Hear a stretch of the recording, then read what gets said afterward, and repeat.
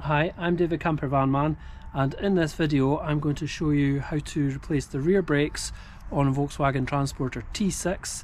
This is a 2017 model, and do you know what, it's pretty much similar, pretty much the same for T5, T5.1 and T6.1. So not many tools required.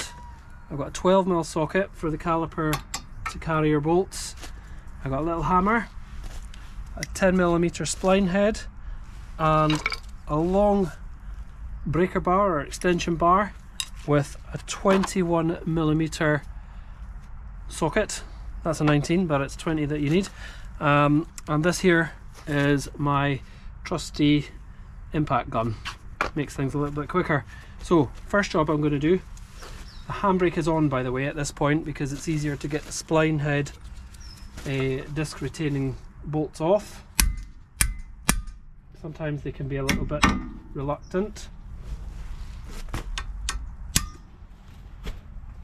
Okay, that's him off.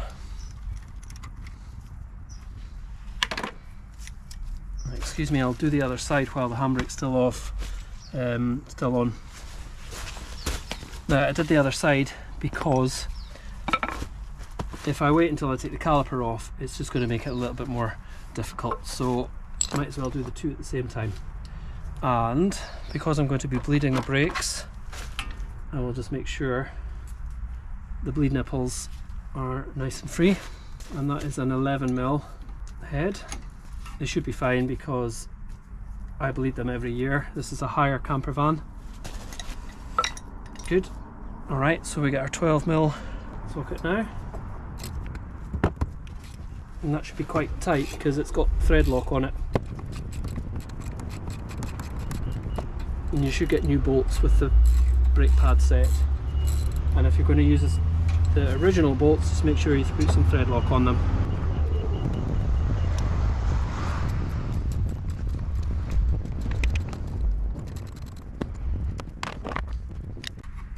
Okay, take the handbrake off. You don't need to remove the handbrake cable if you're just doing the discs and pads. Good, and just tuck that out the way for now. And you can take the pads off. Inside one's a bit more worn than the outside one, but there's a fair lip on these discs. And you can take off the shims. And you can either clean them up or use the new ones if you get them new in the kit. And then we go under here and get caliper carrier off. Also a good opportunity to check that the slides are running free, and they are, but I will clean them and grease them while I'm at this stage.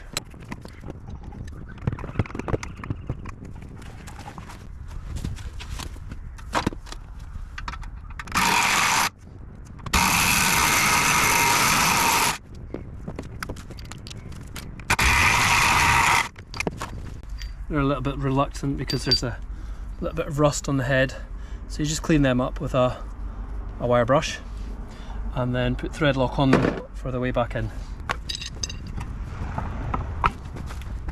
Okay, that's the disc off. Fairly big lip on that. Next job is to wind back the caliper because it's a handbrake action on this as well. So a couple of things to do is, if you've got a caliper wind back tool, great stuff, and you need the left hand one, and for the Volkswagen it's a 7mm or a number 7 adapter. And the next job to do is to take a little bit of brake fluid out of the reservoir. So I'll take a bit of brake fluid out of the brake fluid reservoir because when you're pushing the pistons back, it will push fluid back up the system, and you don't want it overflowing onto the engine. And brake fluid is corrosive to paintwork, and actually the timing belt covers under there, so you really don't want it going onto the timing belt. Don't think it will, but you don't want to take that chance. So that should be enough. That's about 50 millilitres. Okay, so I've just gone and got a spanner for this, a little bit on the tool here. Now it is a bit of a faff. Yeah, here it is. We need this little adapter too, so it just locks against the fist, if you like, of the caliper. Screw that out to clamp it in place. And then you just... Oh. Right, okay, so the boot has crinkled up, and I've got a trick for that. So the rubber boot that seals the piston has obviously been in that position for quite some time, and it just wants to go round and round with the piston. So okay, so what I'm doing here is I'm just going to just find the lip with a very small screwdriver, try and hold the camera up as well, and then just put a little bit of WD in there, and then that should turn. Good. So the rubber boot is not going with it anymore. So you just turn that, and then you have to then lock that section back on, push it in, and that pushes the piston into. But if you do it too tight, you can't then wind the piston back. So it's a bit of one, then a bit of the other.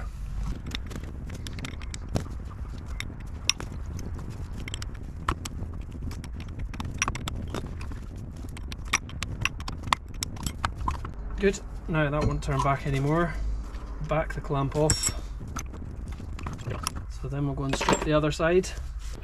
Okay, now for the driver's side. I've already loosened this bolt off. This side has got a wear warning sensor. Where are we?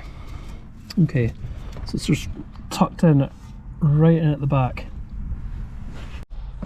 Okay, this is the back of the caliper where the brake pad warning sensor is. It's a little bit awkward to get to. However, I've made a little tool which should make it a little bit easier. It's from it's like a sardine or tuna pool tin. There it is. And then you just move the clip.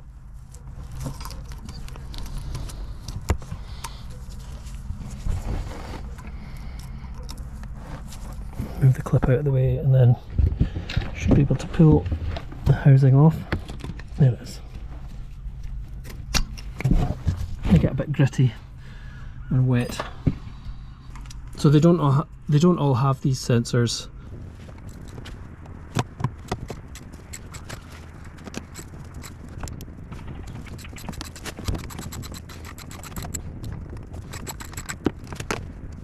That's the two bolts out,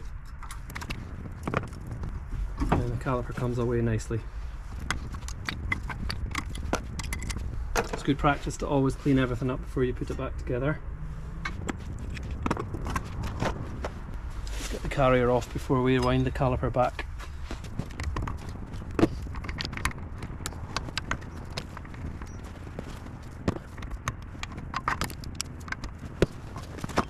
I have to say, if I didn't have this 3-foot breaker bar, that would be an awful lot more difficult.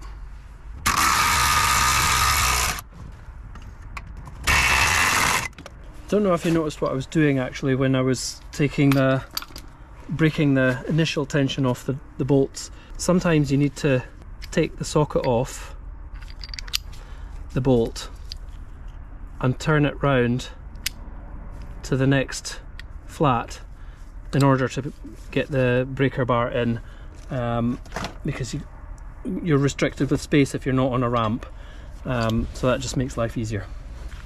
And again, the slides are fine, but I will clean them.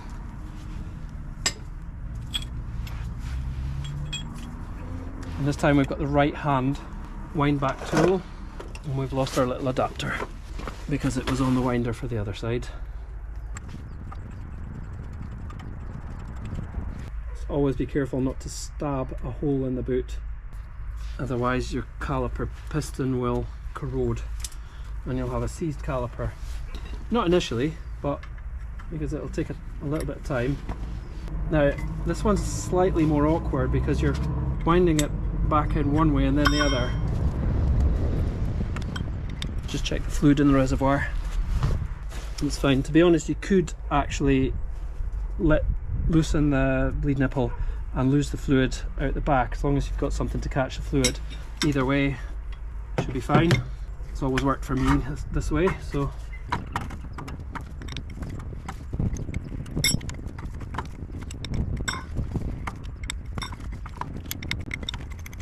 just remove the tool and you can take that disc off now. Again, it's not too corroded. This vehicle's never used in winter really, but there is a fair bit of a lip on that disc. I think they're original discs, with the van having 70,000 miles on it. Pads have been changed I think once, so time for both to be renewed at the same time. Okay, that's me got my parts for the rear brakes now. So first job I'm going to do on the reassembly is I've already cleaned these bolts up on the wire brush grinder. Drop a little bit of thread lock on them. A very important step. Good, so like I did on the front brakes, I'm going to put some wax on the brake back plate.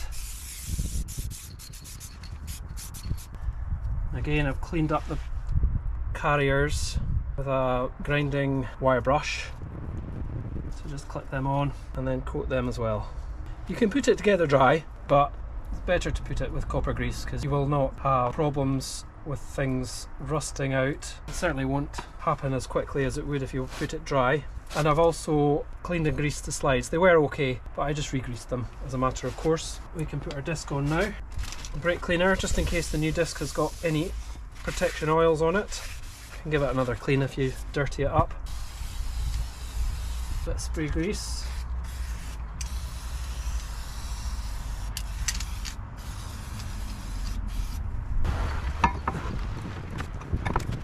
And then hold the disc on.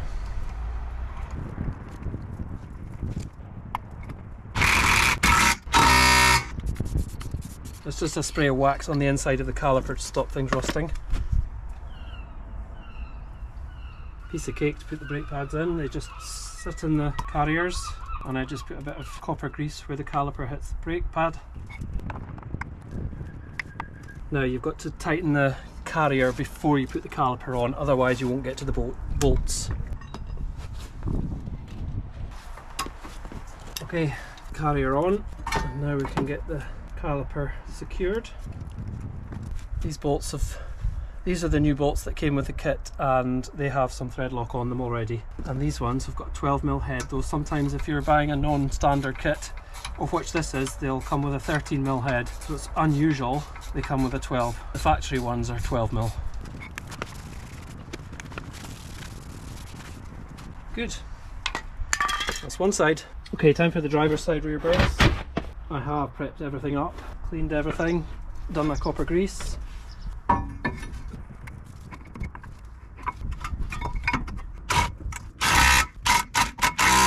Should be easier to tighten this side because we'll be pushing down on the thread, not up this time. But we do have an exhaust in our way. Okay, we're going to put the pads in now, and the inside pad is the one with the sensor.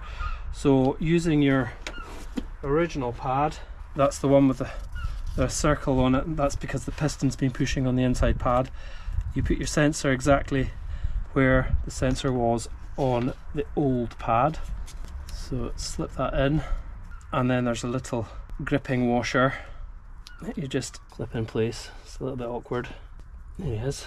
Good. Just make sure the surface is nice where it's going to hit the pad, and the sensor wire goes to the bottom of the pad, and the pads just slip in quite easily. If they don't slip in easily, there's something wrong, but don't force anything. General rule of thumb there. And then you can slip the caliper on. Now there's a clamp here, and that goes on to the caliper side, and that clamp holds the sensor wire from the loom. Just make sure it's not twisted. My ratchet spanner's not ratcheting. I'm using a spanner because sometimes if you use something that's too strong, like a 1/2 inch drive, this is just a fairly small bolt, you don't want to put too much torque into it, so it's good to feel how tight it is with a tool of the right size, and then clip the wire. Yeah, it's a bit awkward, but it's fine, job done. Now, last job, when you fit in new brakes, discs and pads, press the brake pedal and lift the handbrake up multiple times to bed the pistons against the pad, and then to ratchet up the rear discs, the rear pistons. And there we go, and then just check that everything runs free, because you don't want it to be binding, and then you know something's wrong. See, there we go, that's nice and free. Good, thank you for watching, I hope you found that useful. Don't forget to like and subscribe.